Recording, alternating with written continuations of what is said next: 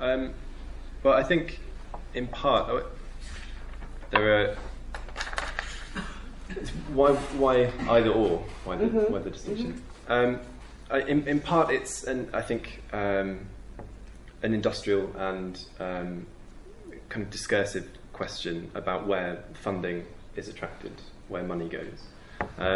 In a sense, the more genomics is emphasised as a solution to the problem of matching a patient adequately with a drug, the less funding will go towards lengthy sessions in which the patient has an opportunity to have a subjective exchange with the psychiatrist. I mean, that's quite a basic thing, but it's still very important that, in certain contexts, there's a very aggressive search for the cheapest treatment. And the cheapest treatment would be one where the patient walks in, drop of blood, and off they go with their bag of... C'est comme dans un film de Kubrick. Yeah. C'est un peu... Exactly. Non? Yeah. Oui. Véronique? Tu veux que je traduise? Oui, traduis. Ou juste que c'est... Je voulais Thomas a simplement dit qu'il y avait des enjeux donc industriels, financiers dans le monde de la recherche, donc qui mettaient en avant la possibilité d'inventer un traitement très peu cher pour des troubles qui coûtent beaucoup d'argent à la société, et que dans le monde idéal, ce serait on donne une goutte de sang et on repart avec les médicaments parfaitement adaptés, sans effet secondaire, qui résolvent le trouble. But it's also, I think, a question of the rhetoric surrounding pharmacogenomics, which explicitly opposes therapies that would be lengthy or involve talking, or involve any subjective exchange. It's very frequent to encounter in the research material itself introductory statements that say, it used to be really bad, we used to have to talk to people. Now, thank God, we don't have to do that anymore, we have these computers. It's a very direct and deliberate effort to remove the subjective component from treatment. Et donc Thomas rajoute ici que dans toute la littérature qu'il a lue dans ce champ, en fait, dans le statement, le formulé de la recherche, il est dit très clairement que dans le passé, nous étions obligés de parler avec les patients et ça servait à rien, ça prenait beaucoup de temps. Et donc il dit qu'il y a vraiment une rhétorique explicite de vouloir mettre de côté les thérapies longues et les thérapies subjectives et de s'en détacher en mettant en avant une scientificité bien huilée et rapide. Donc c'est vraiment un effort de rhétorique constant. Mais je pense qu'il y a 3 questions. Il y a 3 questions, Madame Elgauche. Parlons de scientificité. Là, médecine, en fait, comme dynamique, personnalisée avec l'idée qu'un médicament puisse être, au fond, complètement adapté à l'individu, comme quelque chose de très scientifique. On est dans une démarche très scientifique. Je ne sais pas que c'est curieux, en fait, que c'est très similaire, en tout cas, je dirais pas simple analogie, peut-être trop simple analogie, à quelque chose de complètement non scientifique, comme l'homéopathie, par exemple, qui promet un remède par rapport à un symptôme, une maladie. Donc, c'est-à-dire, en allant vers quelque chose de scientifique, on retrouve une pensée qui est complètement non scientifique, en tout cas en méthode complètement non scientifique, comme celle de l'homéopathie. Vous ne trouvez pas curieux ça, en fait? I think I understand. Sorry. It's, I agree. I think it is very interesting that you find these paradoxical effects of pharmacogenomics. You find the return of it's almost a tacit recognition that something has been lost in psychopharmacology, that psychopharmacology fails to address the specificity of each patient. By now addressing this question of the specificity, it's almost an admission that there's been a failure there. But there's another paradox. The more and more pharmacology or pharmacogenetics specifically addresses specificity, the more it slips away. The idea of the genome now is it doesn't repeat itself. It's absolutely unique, as Francois said. And we're getting the idea that there are even some papers, recently published papers in pharmacogenomics in oncology, that suggest that each patient will have their own medication designed for them specifically. Right. That was one of the Ça, c'était une des questions que j'avais en disant ça. Pourquoi pas quand, on peut peut-être traduire la réponse d'abord. Les boutiques de parfum. On peut traduire sa réponse d'abord. Oui, d'accord, oui. Donc, sa réponse c'était que donc, il est tout à fait noté donc, dans tout ce champ de recherche donc, récent que effectivement quelque chose de la spécificité de l'individu a échappé à la pharmacologie et à la psychopharmacologie plus spécifiquement, et que donc c'est une tentative de récupérer cette spécificité qui s'est échappée, mais que plus en fait on se recentre dessus, moins il est possible de finalement savoir ce que serait cette spécificité. Et donc effectivement, il est d'accord tout à fait avec votre commentaire. Oui. Là, deux questions.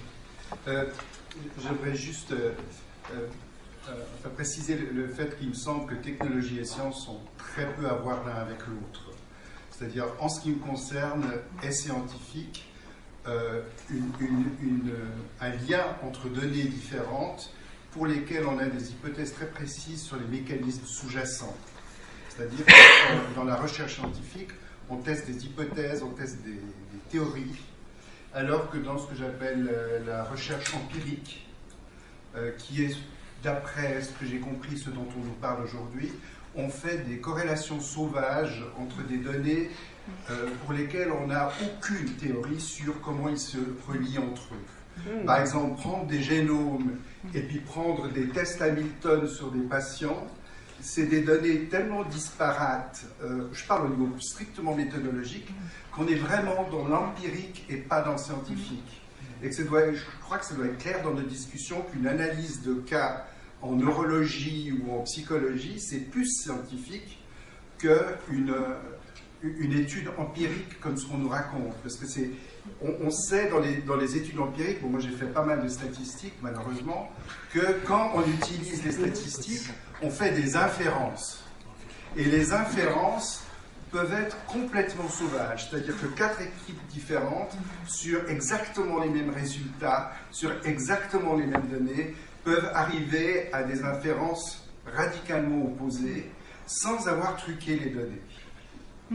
Donc je trouve que c'est important qu'on n'essaie même pas de penser que ces recherches, dans leur état actuel, soient scientifiques en termes de statut de réflexion. Ce qu'on peut par contre espérer, c'est qu'un jour, on aura tous ces paliers qui relient, disons, le sujet, la dépression, les génomes. Il y a des milliards de mécanismes qui sont à mettre à jour dans les siècles à venir. Et un jour, on pourra peut-être parler de science.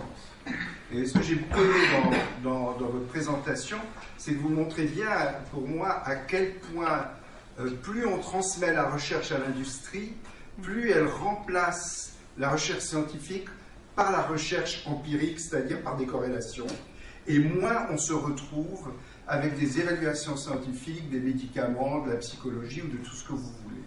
C'est entièrement et ça me semblait sous-jacent dans votre discours.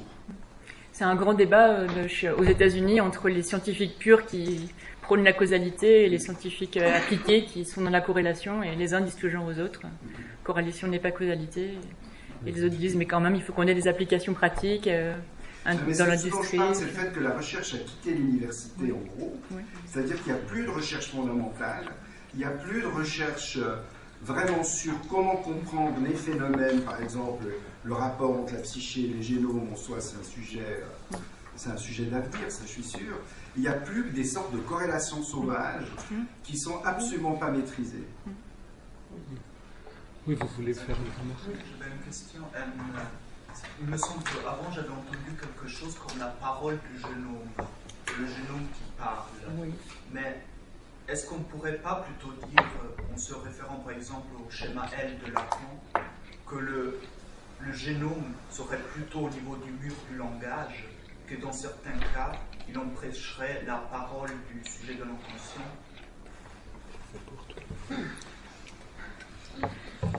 I missed the end of the question. Can you yeah, you just said that you said that the genome speaks, but it seems to me that the genome is more equivalent to using the schema L of Lacan to the wall of language that prevents speech. Yeah. Oui. Yeah. Yes. It seems certainly. I mean, perhaps not the genome itself, more the discourse that surrounds the genome, the way the way the genome is utilized clinically, implemented clinically, and the rhetoric that surrounds it, I think is certainly equivalent to this sort of thing. You know, trying to prevent any subjective exchange, prevent anything unpredictable. Ironically, giving rise to lots of unpredictable effects and anxious exchanges. Oui. Oui. Ah, j'ai pas D'accord. mémorisé pour traduire. Oui, le discours autour de la génomique, c'est quelque chose qui en effet sert un peu comme la coupure. Il est d'accord avec vous que... En fait, il a rajouté que paradoxalement, à vouloir éviter l'incertitude, comme le faisait remarquer François, on ne crée que de l'incertitude. This is why you get lots of attempts to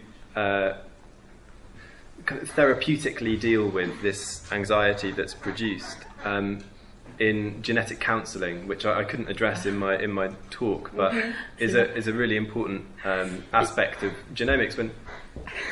Is this what you're going to say? No, it's really interesting. But yeah. Donc,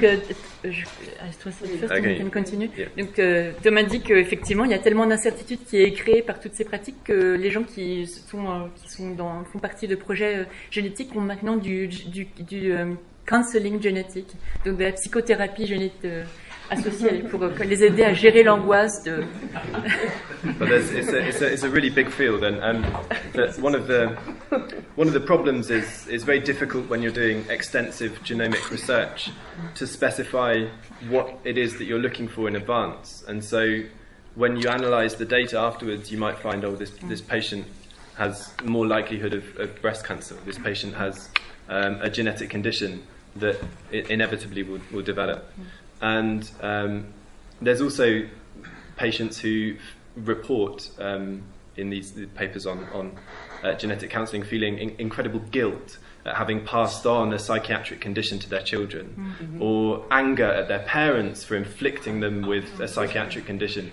And the practice of genetic counselling isn't delivered by counsellors, it's delivered by Geneticians. Yeah. Precisely. Oui. Des généticiens. Mais effectivement, c'est très intéressant le counseling génétique. Ce qui m'a paru très étonnant dans la génétique que je vois au service de génétique de Genève, c'est que maintenant certains généticiens font leur séquençage. Et tous les lundis, ils ont un séminaire où ils ont les nouvelles informations issues de la mise en relation du génome unique d'un des généticiens avec les banques de données qui évoluent sans arrêt. Le problème, c'est que le référentiel devient très insécure. Et au fond, il y a différents types de référentiels. Et suivant les référentiels, il y a un risque Alzheimer. Suivant un autre référentiel, il y a la stérilité. Selon l'autre, il y a ça. Alors, est-ce qu'on prend les Caucasiens ou bien les Brésiliens? Mais bon, il y a des Brésiliens d'origine suisse-allemande. Alors, ceux-là, il faut les comparer avec Pas tous les Brésiliens. on ne sait plus avec qui les comparer. C'est-à-dire que le personnalisé bute sur l'universalisation du sujet, sur la perte de l'universalisation, qui crée aussi un autre paradoxe. Oui, c'est beaucoup de paradoxes. The last bit I didn't get. Just that to universalize stumbling upon the impossibility of having universal reference. And you see the attempt to overcome that in the way that a singular sequence is compared against a large database. And that's the same. But you don't know how to compare it. Yeah.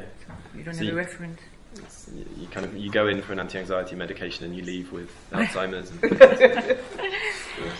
Et je voulais juste dire sur les points que soulève François que quand même si on peut s'apercevoir quand même qu'il y a un effet de gonflement d'une nouvelle recherche qui ne va pas changer fondamentalement la réalité de la pratique médicamenteuse, on a quand même, en tout cas en psychopharmacologie, on a quand même l'idée qu'il y a un effet de sujet qui est fondamental, c'est qu'on n'est plus jamais en bonne santé. On n'est juste pas encore malade. Et ça, je trouve ça vraiment très important. Et c'était le titre d'un des chapitres de ce rapport TA Suisse qui disait, c'est appelé comme ça, je me rappelle, je ne sais plus où j'ai mis dans mon texte, mais c'était pas encore, enfin, je trouve que c'était quelque chose comme ça. Pas encore malade ou... Oui, mais ça rejoint quand même... Déjà malade ou encore en bonne santé. Mais ça rejoint l'idée de Freud, tous neurotiques. Non, pas tout à fait. C'est peut-être que quand le docteur Knopf disait ça, ça faisait rire.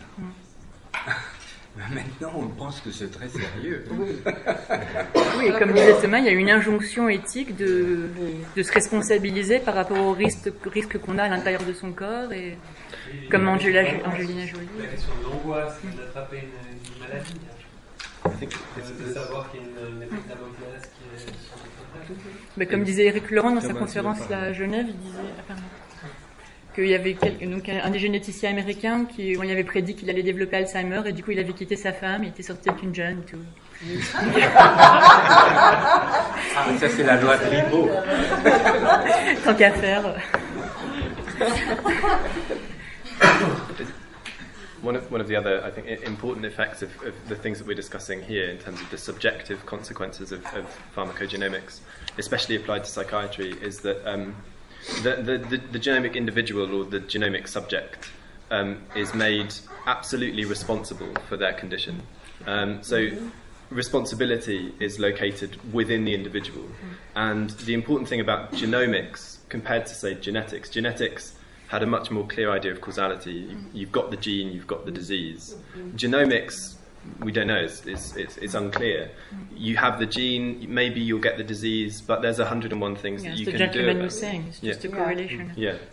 And so the important thing, I think, about this lack of certainty is that it locates responsibility for avoiding the condition within the patient. There's something you can do about it all the time. You can act. So the genomic individual isn't a kind of passive subject, but it's a very active kind of subject, constantly working on improving their body, their health. Et donc Thomas disait que, alors que dans la génétique, il y avait quand même une idée d'une causalité entre un gène et une condition, avec la génomique, on a l'idée d'un groupe de gènes qui pourrait potentiellement avoir une corrélation avec une maladie, mais qu'en fait l'individu devient le siège d'un risque qui lui est annoncé, et que donc à partir de ce moment-là, comme il est au courant du risque qu'il a en lui, il est donc sous le coup d'une injonction de responsabilité par rapport au style de vie qu'il va avoir et aux mesures qu'il va prendre par rapport au risque que la maladie se déclenche. Et donc c'est vraiment une injonction très très surmoïque. Et d'une morale kantienne. On est tous responsables. Oui, c'est ça. Nicholas Rose talks about it.